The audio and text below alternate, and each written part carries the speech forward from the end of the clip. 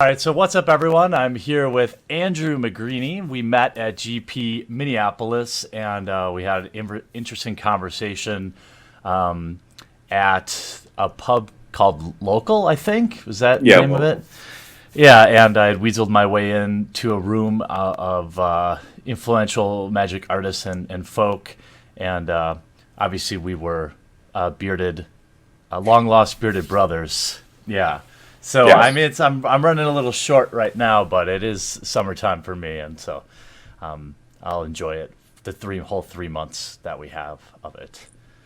So anyway, we got to talking about everyone in that room kind of had a really interesting take on what was going on or what they were there to do, and Andrew and I talked about his blog, which is kitchentableconfidential.tumblr.com, and I'll leave a link in the description below. And he takes an interesting look at these tournament lifestyle or the tournament scene, but maybe not necessarily everything that goes on in the convention center.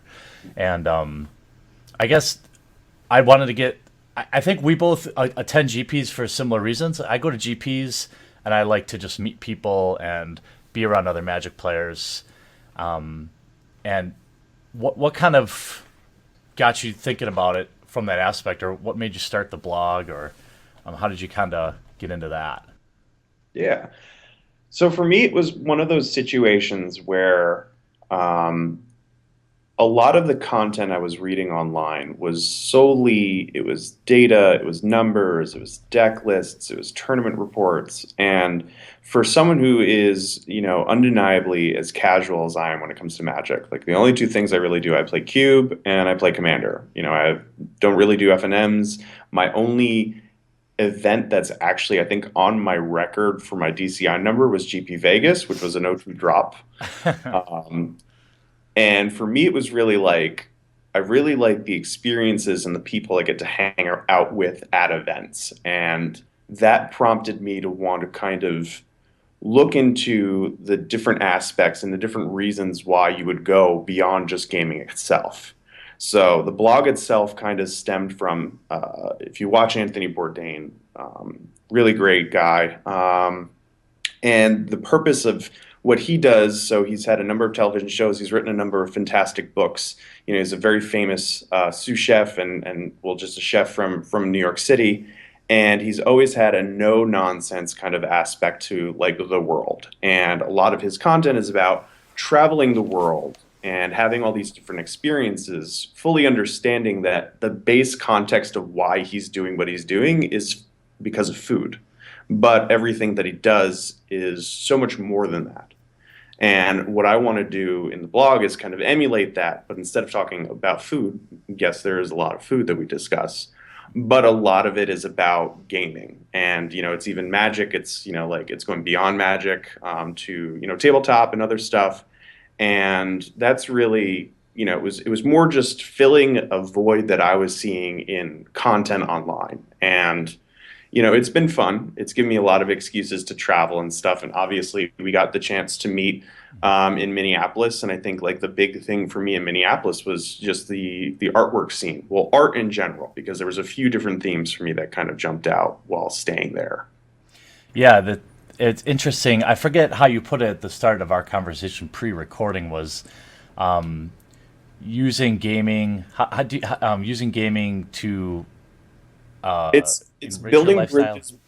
Oops, sorry. No, go ahead. Yeah, It's like it's building connections through gaming and using that as an impetus to travel and see people, but then it's taking that step beyond. So it's gaming at the foundation, but then it becomes so much more. yeah. I feel like we really connect on that because while, for example, on my YouTube channel here, I mean, Magic is the vehicle in which I use to connect with people.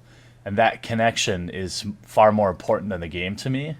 And so when I go to these cities, I'm now, I think, 4 for 4 on oversleeping main events that I pre register for because it's just, I get so caught up in meeting people and having a good time. And Magic is the catalyst for it. That's why we're all there. But I think a common misconception I read in the comments, I did a walk around tour of GP Minneapolis, and everyone's always saying, "Man, I always want to go to GP. I just don't know if I'm good enough."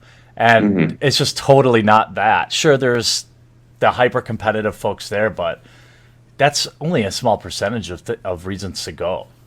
Hmm. So, Yeah. oh god. No, no, I think it's definitely it's if that's the experience you're looking to have, then you totally can get between the main event and side events, you get all of that and then some. But then what so many people, I think they get so caught up in that as a construct that they miss the fact that it is a community that's coming together, and that especially when it comes to like groups online that come together and stuff, there's so much more going on and planned out, like the event that we went to at the local in as an example, that there's just so much more opportunity to engage with people just beyond the game. So it's a common misconception that, and I think that's something that Wizards at large is looking to address by just making events at large a bit more interactive for the casual player, like the release for Shadows with the escape rooms, for example. Like that is a key example of how they're trying to bring in a more holistic experience to events. So it's not just you go meet artists, you buy from the dealers, and you play at the main event. Yeah, that when you were talking about that, that's exactly what came to mind too, is the escape rooms, because I thought that was so cool. And what I've waited in line for, I don't know. It's kind of like once you go to a few GPs, it feels like when I talk to the people, it's like the more GPs you attend, the fewer events you play, because it becomes more about hanging out with other people that you might know or want to see. Like I always have a list of people that I want to see, and then before you know it, it's like, Sunday, and you Mhm. haven't even played a game of Magic. And Right. for me, I'm always okay with it because I have so much fun, and I do have to do a bit of work when I'm there. I gotta make sure I shoot some video, make sure I shake some hands, but by and large, there's so much more to do, like you said, than just competing, and that's why I think your blog is so interesting. And when I looked at the post, I read a couple of the rooftop one, and then Monday night at the atrium. This is Mhm. a newer one, yeah. Yeah, that was the most recent one. I was actually going to put one up today and I forgot, so I'm going to do it tomorrow Oh, on okay. Thursday.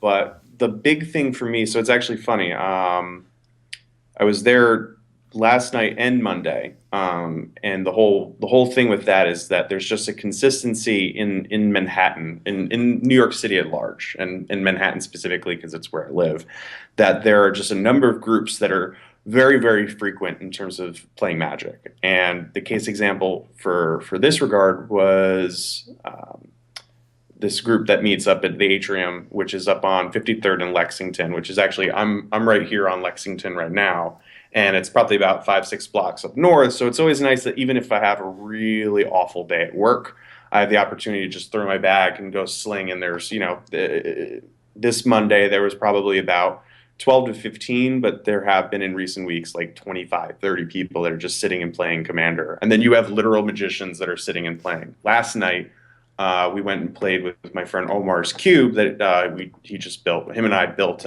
cubes around the same time, so we're kind of jumping off each other in terms of testing.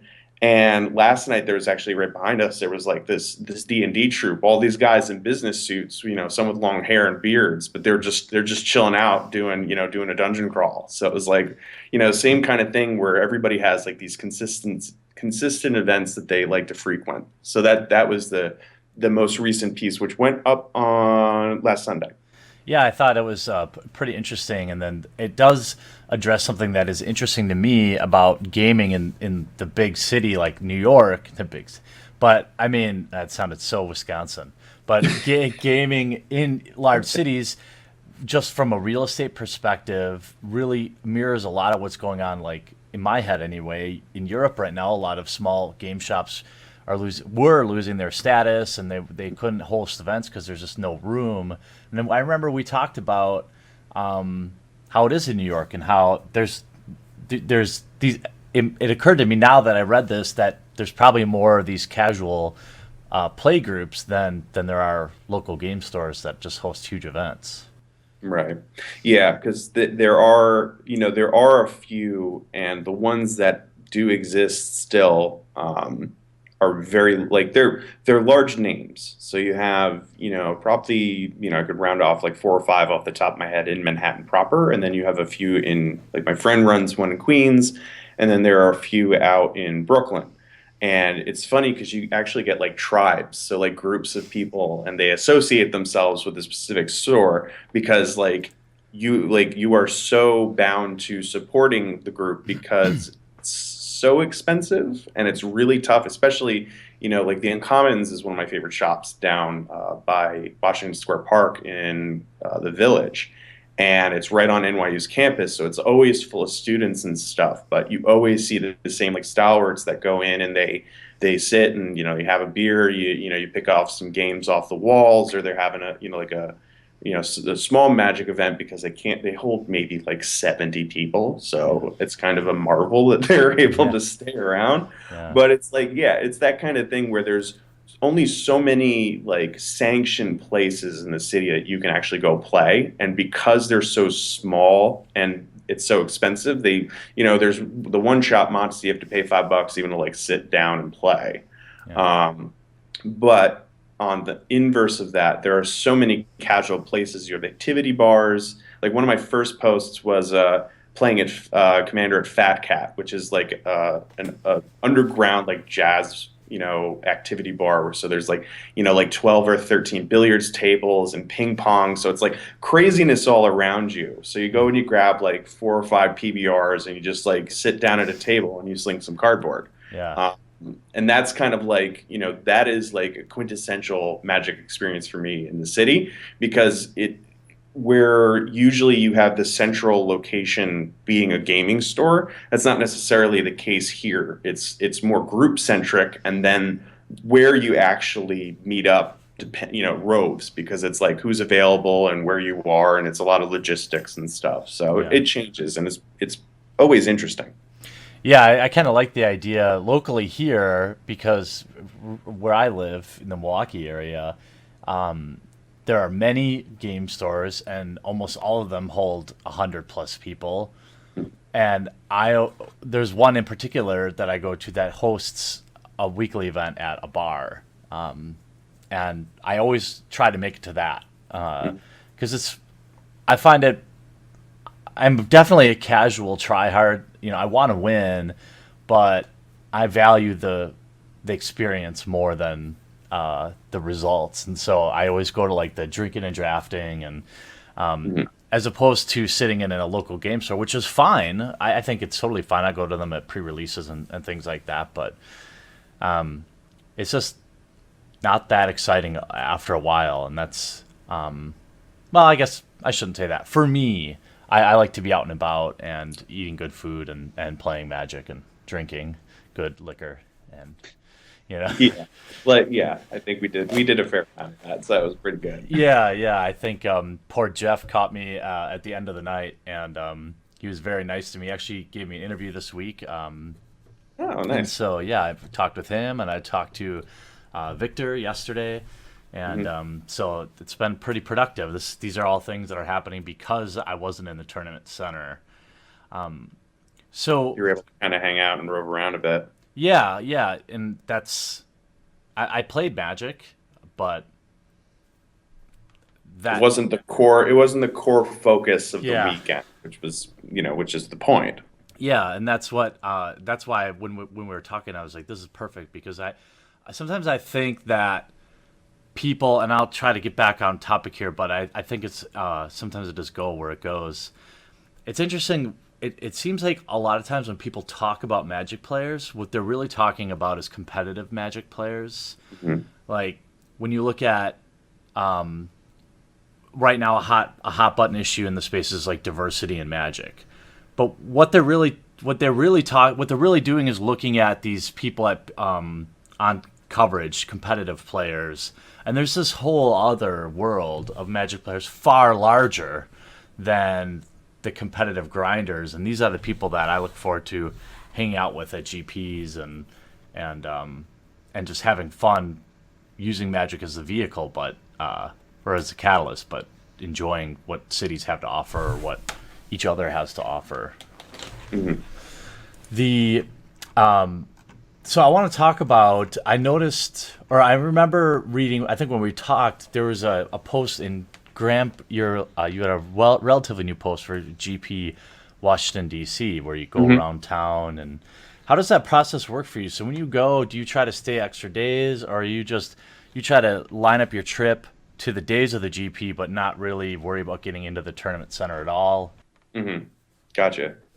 Yeah, so a lot of what I've been doing, and it's kind of like this experience that I'm putting myself through is kind of in beta. Like I'm kind of figuring things out as I go. So, you know, DC, yeah, was one of the first events that I really, Philly, I think was the absolute first, where I actually went with the purpose of actually catalog or, basically just taking notes of my experiences and then having them, written out in a way that's good for the group. And DC was a little bit more interesting because went for the purposes of hanging out with people, and we ended up not going to the event center as much as we had expected. But sorry, so to answer your question, the events or how I plan travel right now is based around events, and then I tend to stay, either a day earlier, a day later. Minneapolis was a good example of that, but with DC, it was I went out with my friends Carlos and Becca, who were kind of like, especially for the local events, like we're like the crew that goes around. So Carlos writes for Gathering Magic, and the three of us, and then whoever else kind of pops in, we kind of do some fun games, and that was a great experience because it was the first time that I actually kind of ran things. Usually, when I go to an event, you usually have like a big person in the area that kind of like brings together the groups and like schedules like the steak dinner. Usually, the events we go to, we have a steak dinner on Saturday night. And this was the first time that I had done it. So we went to Del Frisco's on Saturday night, and oh man, it was.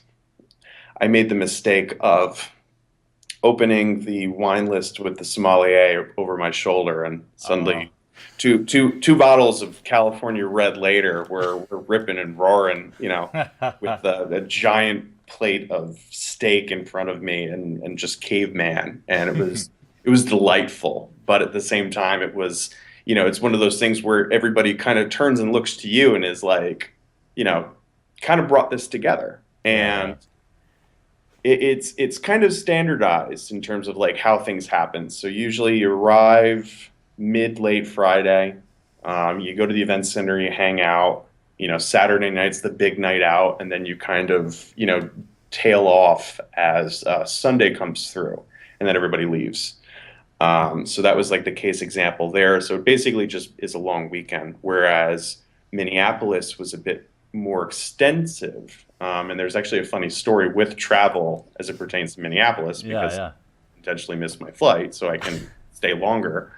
But because that happened over the holiday weekend, it was, a bit more of an extended stay, and there was a bit more of a schedule in terms of like cubing in the morning, going to the event center for a little bit, and then like we kind of segmented off and went to the Mall of America for a few hours, and then we met up on Monday morning with Aaron and Jeff, and we went to the Russian Art Museum, and then Mike and I went to St. Paul and kind of did like a driving tour. So it was actually like a really intense weekend. Yeah. Really cool. But yeah, so to circle back to DC. DC was, pretty standard in terms of arrive, big thing Saturday and then tail out Sunday because we have work on Monday. Yeah, Minneapolis was a fun weekend for myself too. I had a bit of the flu, but I know a lot of people that stayed that extra Monday, and there was a lot of cubing going on, and all the local and all the bars. I kept seeing more and more pictures. I saw the booze cube was out, and people were going playing with that, and that was a messy Sunday night. Yes. Yeah, that was it was definitely fun. The So I think based on your experiences, what do you think people can who are I guess my hope for this interview is just to get people thinking more about GPs don't have to be about grinding all day long. Mhm. What are some things that you might be able to recommend people do when they come to if they're going to a town for a GP? Oh yeah, totally. I think the big thing is, so if you follow, again speaking to an audience, Yeah. if you follow particular people, whether it's on like a website that writes content, and you have a particular author, if you know that person's going to be at that event, just go up and say hi. Like, I think we get too caught up in ourselves when we think like Magic pros and grinders and the people that we read and admire who always do so well at events, we put them on like a shelf up here, but we don't realize that at base level they're people too. And in a lot of cases, they're just as socially awkward as we are. So it makes it always interesting to just walk up and introduce yourself and just to say, hey, I really love your content and I really love, watching you play, whether it's on live stream, whether it's, one of the event streams and you see this person, round after round. Um, and, just don't think about it just as an event for competition. Think about it as just like, a huge group of people coming together with a common goal, so to speak. In this case, it's Magic, but you can go in and it's just kind of like, you find someone like me, you find someone like you, and you know that something is going on because we're at the event, and typically we have the opportunity and we just grab people and we say, hey, we're going to go out and do this thing. Mm. And then it gives you the opportunity to kind of get wrapped into that experience and see what it really is about when it goes beyond the event hall. Yeah, I think that's really good advice because that just give an example of that. Both at GP Chicago and GP Minneapolis, I was in the hotel lobby till 4 or 5 in the morning. In GP Chicago, we're in the Hilton lobby drafting Conspiracy just on repeat all night long, and then just pulling strangers into. I actually, one of the subscribers from my channel sent me a Facebook message, and he was like, "This is like perfectly mirrors to reinforce what he said." He sent me a Facebook message, and he's like, "I think I'm sitting next to you," or something like that. I'm like, "Oh my god, say hi, dude!" Like, I replied back something like, "Come over and say hi," and then he ended up drafting a powered cube with us until 2 in the morning in the That's so hotel lobby. So I mean, Andrew's absolutely right. I think here's a guy that's like, oh man, I'm sitting right next to you, and I'm gonna send you a message on Facebook, and it's like, come on, man, it's interesting. I was sitting next at a table next so to. easy to do this. Yeah, that's true. I mean, even So, I fanboyed out a little bit. I was sitting at a table next to John Finkel, and I mean, just some gods of the game. They were mhm. eating dinner, so I used that as an excuse to wimp out. I did keep an eye, like, those guys also are there to do a thing, but they were at the bar eating dinner and having a drink just like everyone else, and I'm sure they'd like to play some Magic. Now they may not have as much time as everyone else there, but it's always good to just in the right, as long as they're not in the middle of something, approaching people and like you said, follow them on social media, let them know that you want to meet up or you're going to meet up, or ask them what they're going to be up to, and the more people the merrier, especially with stuff like cube drafts or EDH or whatever. Absolutely. I think that's the big thing for me was just, I had lurked a lot online with people, especially on Twitter, and you start making connections, and then it's perpetually amazing as you go event after event, and you have these moments when you realize you're talking to someone that you've spoken to online but never actually interacted with physically in Yeah, person. yeah, And it's like it feels like a reunion, and it's strange. It happens every single like Montreal. Montreal, any of the Canadian events really, because you see a lot of people like at Toronto when I got to hang with Jay Bouche from the A team. Yeah. Like it was hysterical and it was so much fun. And it was like we had known each other for years. And in reality, we have, but it was just never in a physical sense. So the opportunity to connect with people and just the call to actually reach out to people and connect with them and have conversations online and just make yourself known. Like it's really like it's as simple as that. And you will immediately feel the rewards when you're able to introduce yourself at an event and someone's like, "Oh, I know you. Yeah, we talk all Yeah. the time." And then it's suddenly like you have a camaraderie that you didn't even realize you had in a room full of, perceivable strangers. Yeah, Just that's so true. There are many times that I know I've met people out and they'll introduce themselves to me and I'm like, "Oh, hey, John Smith."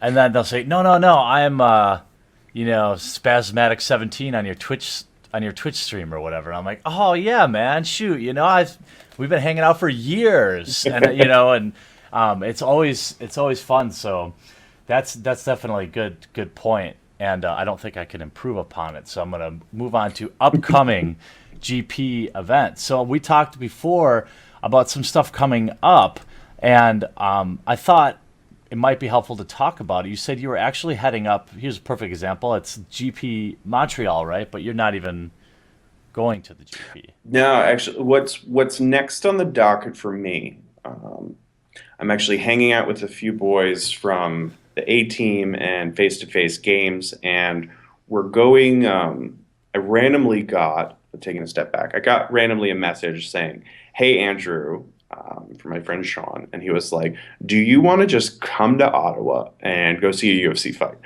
And the context for that is like, especially when I have this a little bit more under control, I have a pretty good look alike with UFC fighter Conor McGregor. Okay. I don't advertise that at all, but I get it Right. quite a bit, which is really funny. So the whole idea kind of like the whole conversation stemmed around that, and then the invitation came, and I was like, you know what, like I've kind of adopted the idea of why not. So I said, why not? And I just booked a flight. And next weekend, I'll be flying up there. I'm going to be hanging out with a few people. And I'm thinking on Saturday for the fight, I'm going to get dressed up in a suit, Yeah. get completely fresh cut, and just basically sit there and have people think I am Conor McGregor, which will be funny. But Yeah.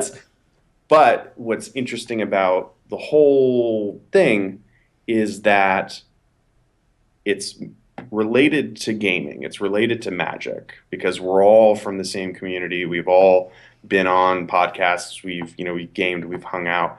But the event has, and the reason we're hanging out has nothing to do with Magic. It will certainly come up because like it's a big part of our lives. Yeah. But the big thing for us is the fact that we just get to hang out and enjoy a weekend and do something that's, kind of a common interest between all of us. I mean, more them than me because I just happen to look like somebody. Hey, I Uh, mean, whatever. But I think it definitely strengthens the point that the strength of the community, or when the community goes beyond the cards, so to speak, to use a cheesy headline that has probably already been written by someone, but definitely everyone. Do you have anything coming up? Because I think I'll be uploading this in a few days. mhm. Are you going to do one for Minneapolis, do you think? Yeah, no, I have actually. So I have like I usually catalog things by photos. So like I did a walkabout, like I did before going to Fogo with like Aaron Campbell and like a few other people. I went and walked around the city and got some beautiful architecture photos of just like the skyscrapers because Yeah. they're like it was a brilliantly clear day on Sunday morning.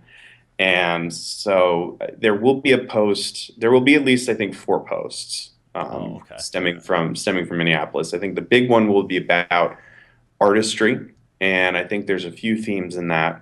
And, I'll just give like the quick overview, but like, I think on one hand, I have a huge background in music. So I have 2 degrees in music. So the fact that I get to go to the place where, Prince reigns supreme, and even though it wasn't necessarily felt at the event, walking around the city and just getting the vibe from, seeing all the memorials and, all the pieces, it's a deeply felt impact on the city. Yeah. And I think that plays in well with the fact that, I was staying with my friend Mike, who's huge in the art community, different side of art.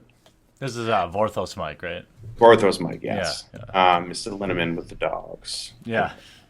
Pet the dogs. And the fact that we got to hang out with artists from Magic, so Jeff and Aaron and Victor, and I think the real bow on the whole experience for me was the opportunity, staying over Monday, intentionally missing a flight and staying over Monday, and getting to go to a art museum with, Aaron Miller and Jeff Mercola.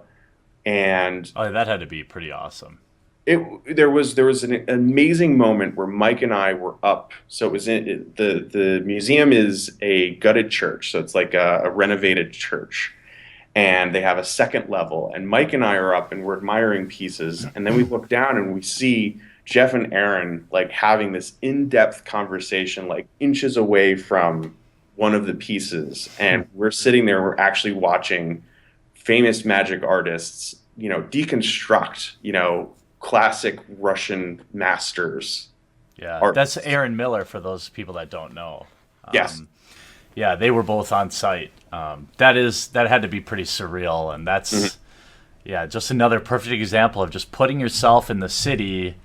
I kind of have a rule about GPs, and that's if they're like 3 hours away. I almost feel like it's it's like a responsibility for me to go, because they're just so awesome. And there's if you live like where I live in the Midwest, you might get 4 a year that are reasonable, like if you don't have to hop a flight. A lot of people, it's an expensive proposition once you start putting $500 or $1,000 in a flight and a couple nights in a hotel. Even as an old man now, I've become more open to sharing hotel rooms and staying with friends, because it just allows me to go to more GPs. I mean, most of the people that I know that go to a lot will sleep like 5 to a room and whatever, however It's you can experience. Yeah. Yeah. I'm not sure I want to go to that extent, but as long as I can drive, the hotels are always pretty affordable, and it's something that hopefully after listening to us talk, it will encourage a few more people to consider going to a GP, and if not, they can at least follow some of the peripheral things you can do at GPs on your blog. Right. See that seamless plug? That was pretty good, man. Yeah, that's marketers right here. Yeah. It's like advertising. It works. Yeah. And I know you're real busy, and I don't want to keep you too much longer, but I do really appreciate the hospitality in Minneapolis. I appreciate the taking time out of your schedule to do this chat, and hopefully people will come and check out your blog and be edified a little bit about some of the other stuff to do, and we can see more people converging on these towns for GPs. Absolutely. Yeah. And I think, and again, it's like, reach out, connect, you'd be surprised, the hospitality that you get from people just from even going and hanging out. So, and again, I really appreciate you even just like, I just love being able to just talk heads a bit, but the fact that, you give me the opportunity to even just sit here and talk to, you as well as your community is really great. So I appreciate that. Yeah, cool. Yeah, I mean, this is a perfect example, right? We were just in a room together. Scotch. Because of the GP, yeah, scotch and a variety of drinks were involved in my hand. And now we got to talk about Magic, and we'll see each other probably. I'll be at Gen Con. I'll find you at Gen Con maybe. GP Milwaukee, you're welcome to come stay with your boy. Jeff Maricola lives in Milwaukee too, so Yeah. I told everyone in the interview yesterday that they're welcome to go stay with him free of charge. I'm sure he loved that.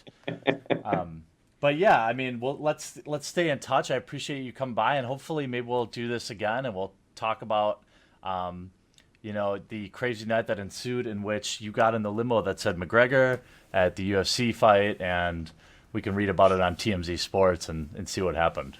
Awesome. Yeah. Well, we will certainly see what happens next weekend. The weekend of the 16th, 17th of June. It will certainly be interesting. Well, thanks a lot, Andrew, so much, and make sure you guys check out his blog. The link will be in the description below. Thanks, guys. What's up, and thanks for watching this video. I produce all different kinds of content, so if you haven't yet, click on my face to subscribe. If you want to watch more videos, I've got some sweet playlists, including this one, where I open up every fat pack ever created. I've also got this one over here where I open just about anything vintage and old and expensive for your enjoyment.